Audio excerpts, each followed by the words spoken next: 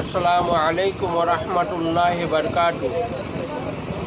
আপনি তাহাজ্জুদ নামাজ পড়িয়া এই ছোট্ট দোয়াটি 11 বার পড়িলে আল্লাহ তাআলা তোমার গুপ্তধন দান করবে এবং আল্লাহ তোমার রিজিকে বরকত দান করবে। দোয়াটি হলো এই: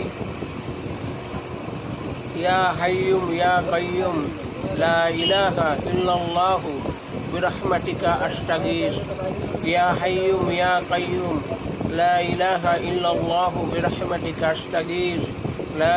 ইয়া হাইয়ুম ইয়া কাইয়ুম লা ইলাহা ইল্লা আনতা বিরহমাতিকা আস্তাগীস। এই দোয়াটি 11 বার পড়তে হবে তাহাজ্জুদ নামাজের পরে।